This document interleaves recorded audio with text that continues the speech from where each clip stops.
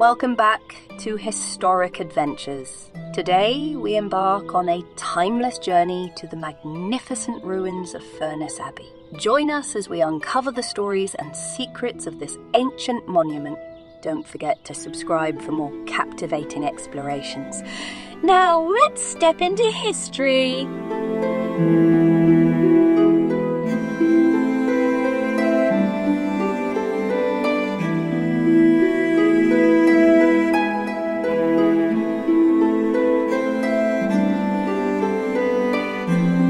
Established nearly 9 centuries ago, Furness Abbey stood as a testament to the grandeur of monastic influence in northwest England.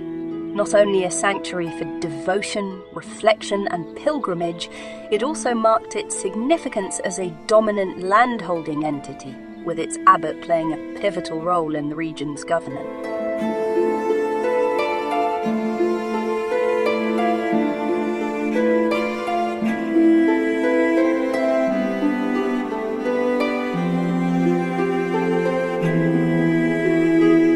In present times, the remnants of Furness rank among the most distinguished monastic ruins found in England.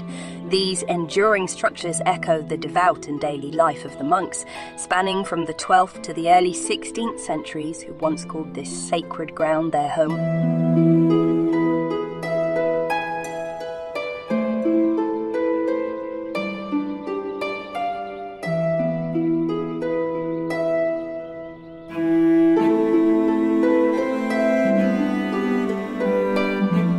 In 1124, the origins of the abbey took root when a group of monks seeking serenity and purpose made Tulketh, situated near Preston, their home. Their establishment was spearheaded by Stephen, the esteemed Count of Boulogne and Mortain. Notably, Stephen would later ascend to the English throne, reigning from 1135 to 1154. These dedicated monks, hailing from Savigny Monastery in Normandy, were part of an expanding network, as Savigny was in the midst of proliferating its influence through a series of daughter monasteries.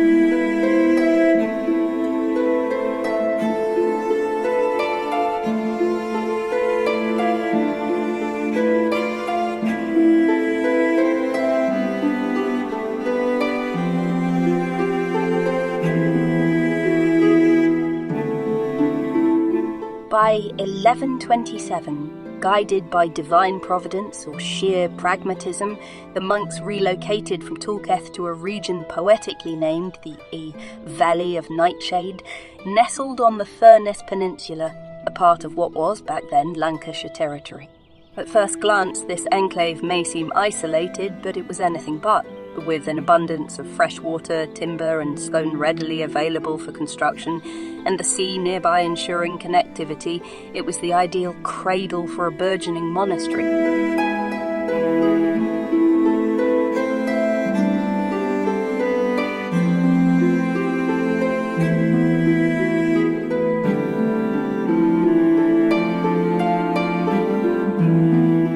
The year 1147 marked a significant turn of events. The Savignac monasteries, including our abbey in question, were incorporated into the expansive Cistercian order. The transition wasn't smooth for everyone. Peter of York, Furness Abbey's abbot at that time, resisted this merger. However, the mandate of Pope Eugenius III, once a Cistercian monk himself, proved inescapable. Consequently, Peter relinquished his position, making way for Abbot Richard of Bayeux, distinguished for his profound theological knowledge. Under Richard's watchful eyes, the abbey church underwent significant renovations, aligning it with the Cistercian architectural ethos, a preference for simplicity, shunning excessive adornment.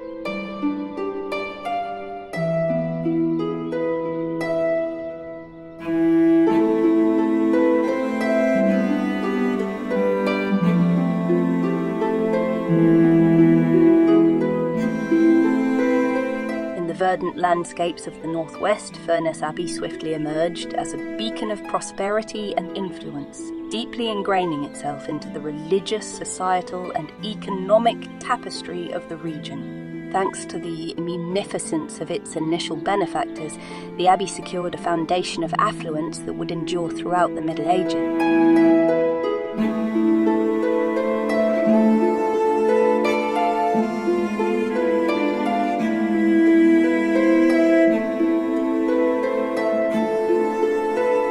The spiritual vigour of Furness Abbey is eloquently attested by its commitment to establishing a series of daughter houses. These include Calder and Swineshead on English soil, Rushen on the Isle of Man, and further afield in Ireland, the establishments of Abington, Corcomroe and Int.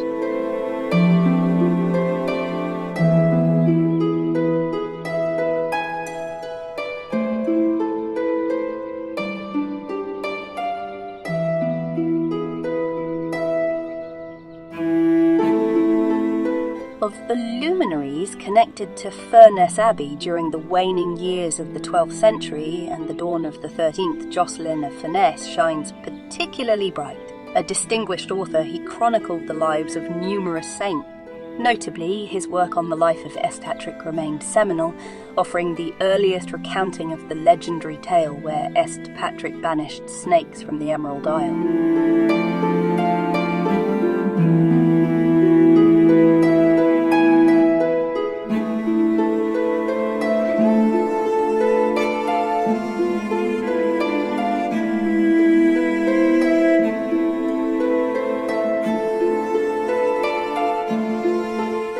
In the dawn of the 13th century, the prominence of Furness Abbey was evident in the eyes of royalty. King John, in a gesture of esteem, bequeathed a cup of notable value priced at pepswenty in the year 1205. This was not his only contribution. Recognising the significance of the institution, he generously provided timber essential for their architectural pursuits and wine, a mark of luxury for the abbot and the devout monks.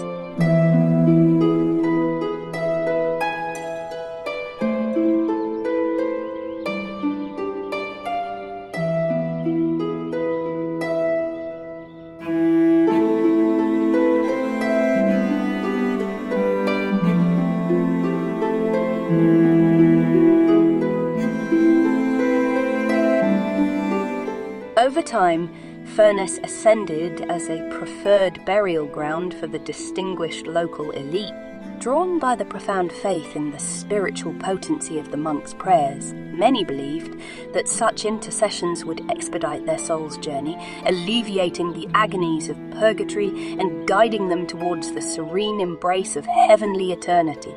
The monastery's church became the final resting place for its most esteemed patrons, and even today one can witness the enduring legacy of the past in the form of intricately sculpted funerary effigy. Notably, Furness's sanctity even drew the attention of several kings and bishops from the Isle of Man, who chose it as their eternal abode.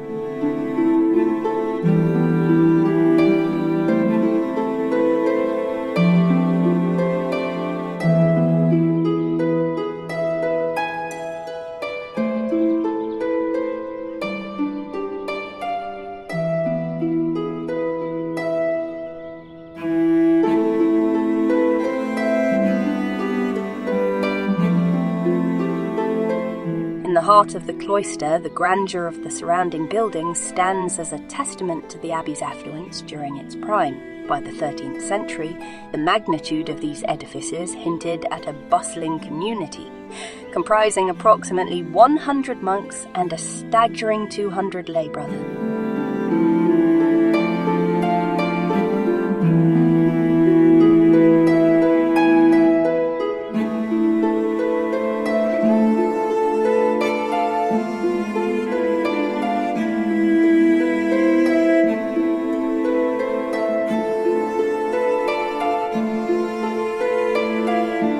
However, the annals of the abbey are not just tales of prosperity.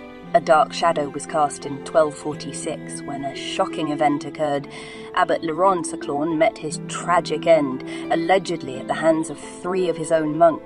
They are said to have poisoned the sacred chalice he employed during the solemn high mass.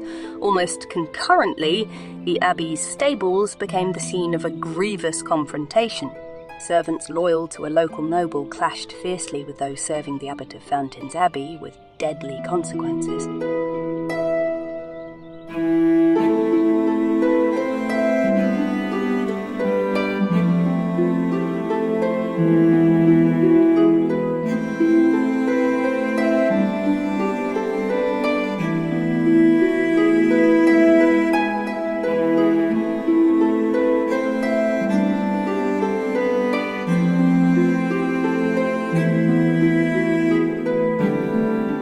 In light of certain challenges, Furness thrived both in material wealth and spiritual vitality.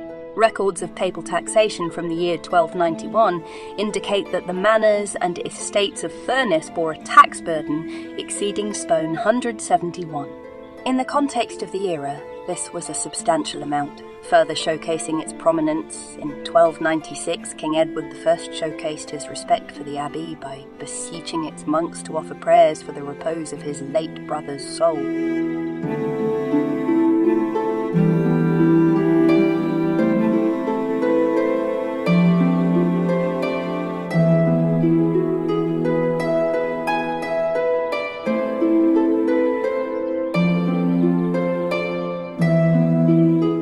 The early 14th century was marked by upheaval, not just from natural disasters but also the tempests of war, especially between England and Scotland.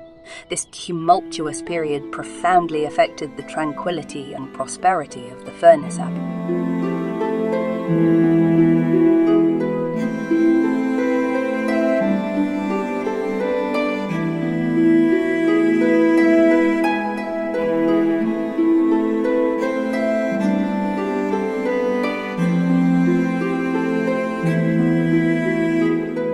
In 1316, Scottish forces rampaged through northwest England, wreaking havoc in their wake, including on the Furness Peninsula.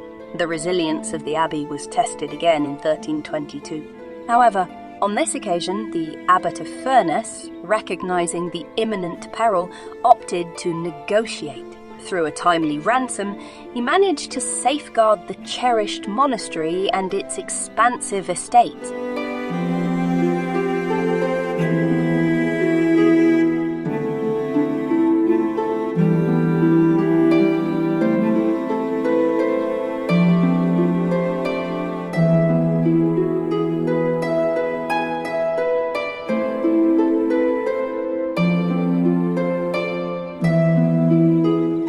This continued strife led to an essential fortification measure in 1327. Furness Abbey was accorded royal assent to bolster its manor on Peel Island, a strategic position near the mouth of the harbour at Barrow.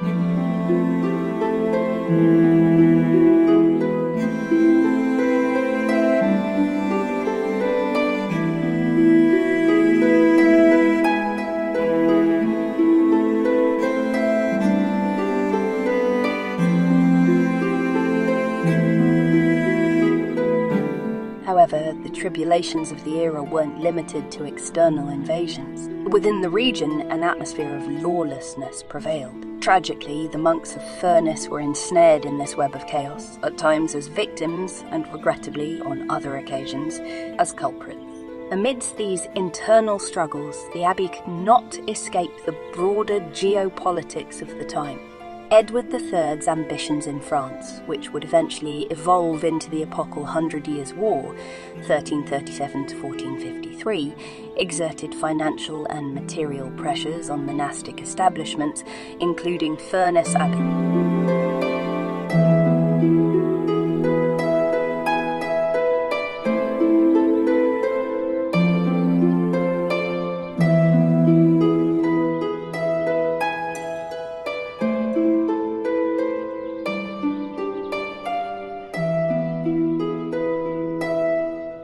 Yet, it wasn't just human conflict that beleaguered the age.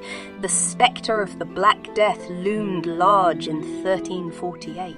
While specific records of its impact on Furness Abbey remain elusive, it's indisputable that this great pestilence decimated monastic communities across England, claiming the lives of nearly half the country's inhabitants.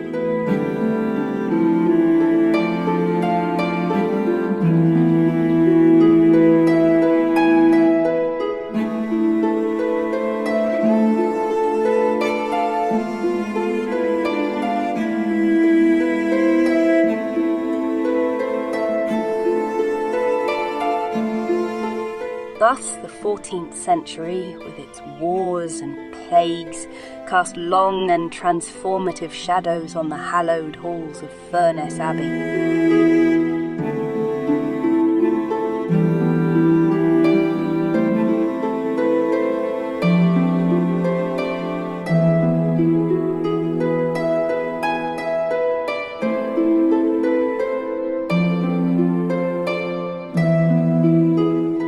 In an era marked by high mortality, the inhabitants of the surrounding regions sought spiritual solace from the monks of Furness Abbey.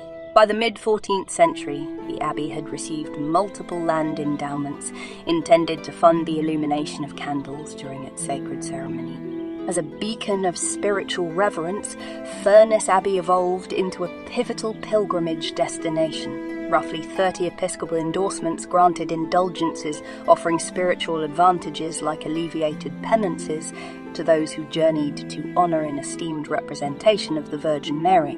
This revered image might have been housed either in the renovated Gatehouse Chapel or possibly within the Abbey Church's north transept.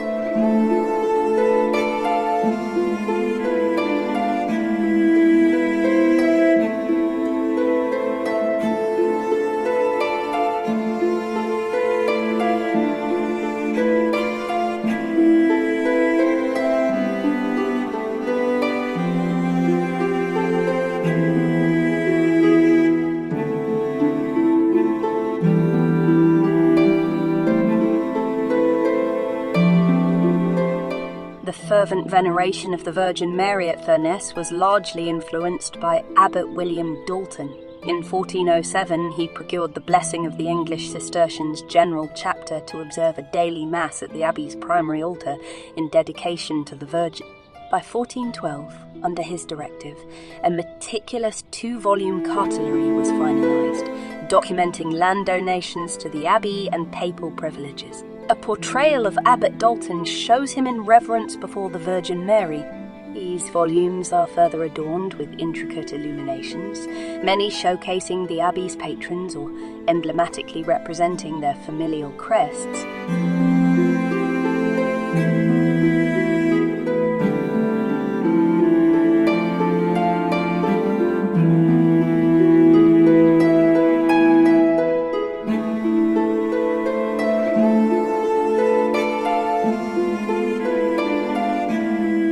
However, the Abbey wasn't without its challenges.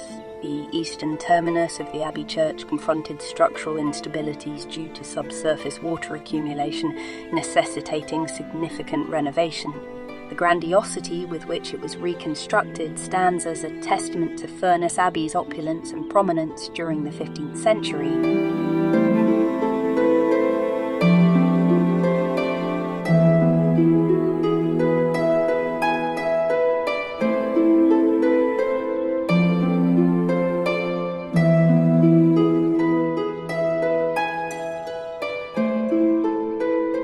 In the twilight of the 15th century, 1497 to be precise, the corridors of Furness Abbey echoed with a momentous decision. A youthful 30-year-old monk named Alexander Bank ascended to the revered position of abbot. His appointment was not without endorsement. The eminent Marmaduke Hubie, abbot of Fountains Abbey, who supervised this elevation, extolled Banky's virtues, heralding him as a paragon of his generation. Abundant in gifts, sagacity, humility, and countless commendable qualities.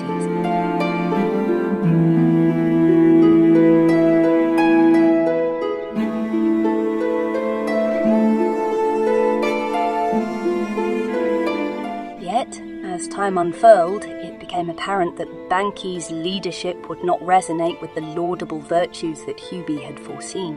Instead, his tenure, stretching over 3 tumultuous decades, became synonymous with discord and duplicity.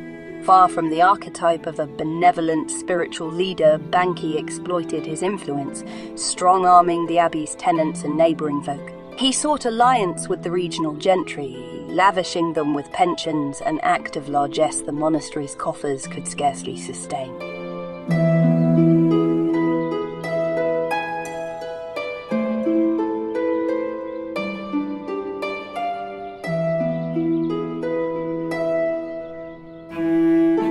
but in the intricate dance of medieval politics, Bank misstepped when he deceived the formidable Earl of Derby, the preeminent noble of the Northwest. In 1514, this betrayal bore severe repercussion. The Earl, leading a formidable force of 2,000 armed loyalists, laid siege to the abbey. Sensing the impending tempest, Bank had decamped to London, absconding with the abbey's treasured jewels, and consequently found himself deposed.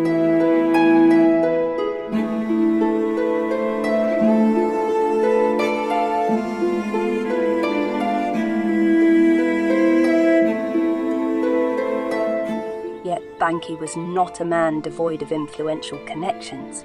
With allies that included monarchs and pontiffs, notably King Henry VIII and the reigning Pope, he made a triumphant return to his ecclesiastical position in 1516. Unfortunately, lessons from the past appeared lost on him, and his subsequent rule bore the familiar hallmarks of his earlier transgression.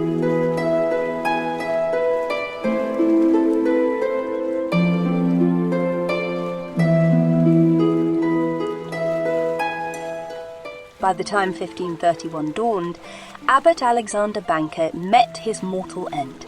But while his leadership might be debated among scholars and historians, his indelible mark on Furness Abbey is undeniable. His architectural legacy, the magnificent bell tower gracing the western facade of the church, stands testament to a life of complexity and contrast.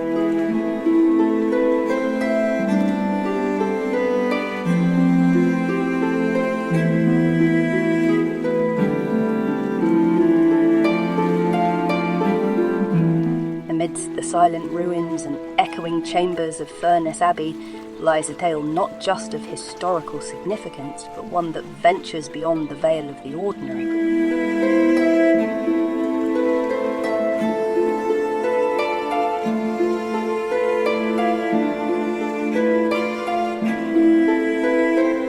Once grand monastery, standing since the 1100s, has borne witness to countless souls passing through its archways. While many sought spiritual enlightenment here, some say there are those who never truly left.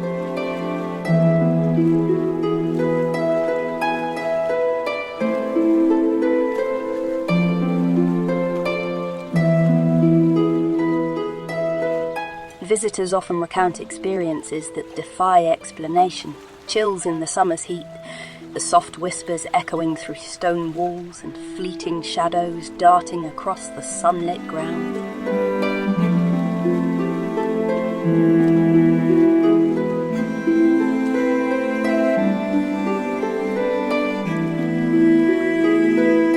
Legend speaks of a headless monk wandering in perpetual sorrow, his fate forever tied to the abbey's grounds.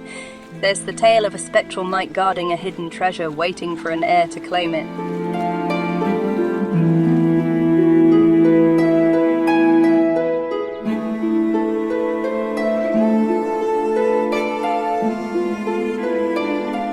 Among these stories is the White Lady, believed to be the ghost of a nun who fell in love, a doomed romance ending in tragedy.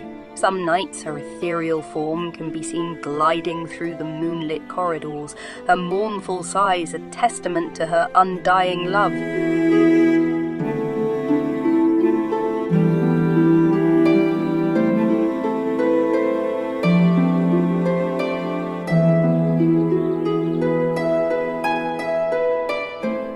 Are these mere tales spun by the fireside, or do the ancient stones of Furness Abbey truly harbour spirits from times gone by?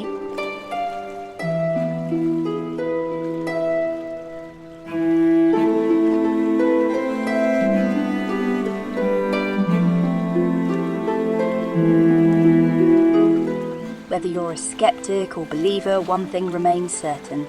The Abbey is not just a monument to the past.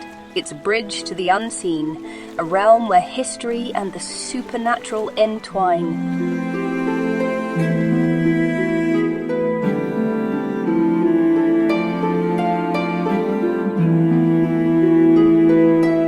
Dare to step Step within and you might just hear the whispers of centuries past, beckoning you deeper into the mysteries of Furness Abbey.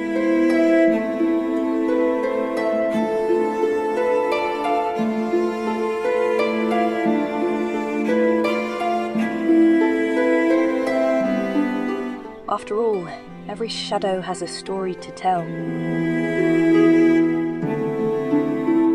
Perhaps only by visiting these ancient ruins yourself as dusk weaves its mysterious spell can you truly decide. But one thing is certain, Furness Abbey remains a place where the past is never truly gone, and where every stone and archway has a story to tell.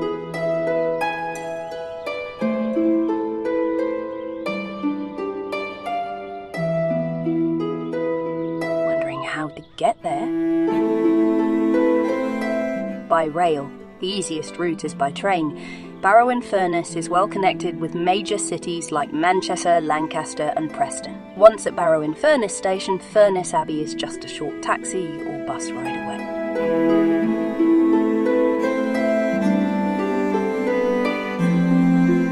By road. If you're driving, set your GPS for Abbey Road, Barrow-in-Furness, Cumbria. Ample parking is available, ensuring a hassle-free start to your journey.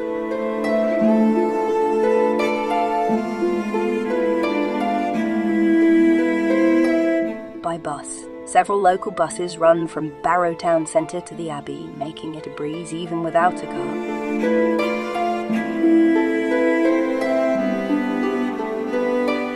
For the eco-travellers among you, cycling routes are also an option. The area's picturesque landscapes promise a memorable ride.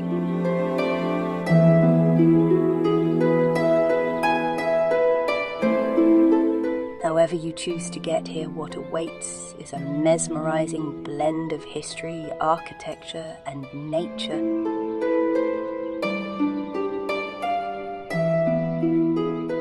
Wander through the majestic ruins, feel the stories embedded in each stone, and let your imagination take you back to an era gone by.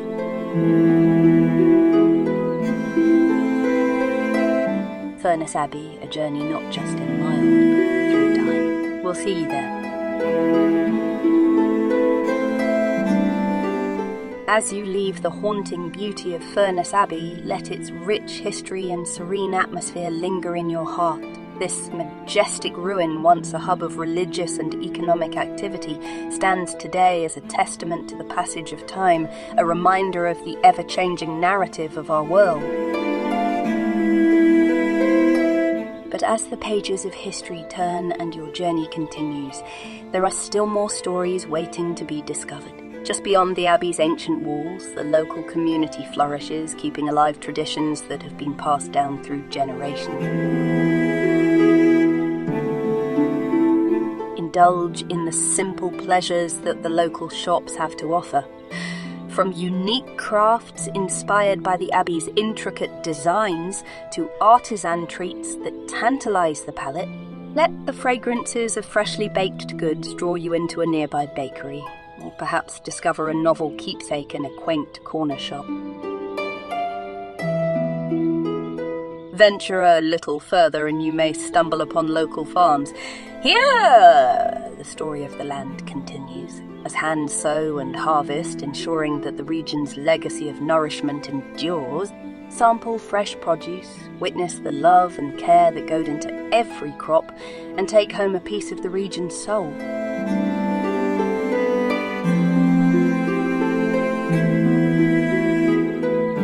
Furness Abbey is not just a monument, but a gateway, a passage to the rich tapestry of life and culture in this enchanting corner of the world. As you move onwards, let every moment be a step into a new story, a new memory, waiting to be cherished.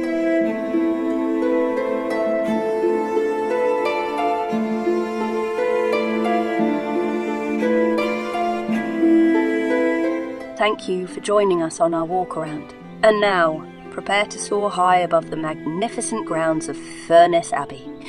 We're taking to the skies, and we invite you on this breathtaking aerial journey Sit back and savour the captivating beauty as our drone captures every corner. We hope you enjoy this mesmerising footage.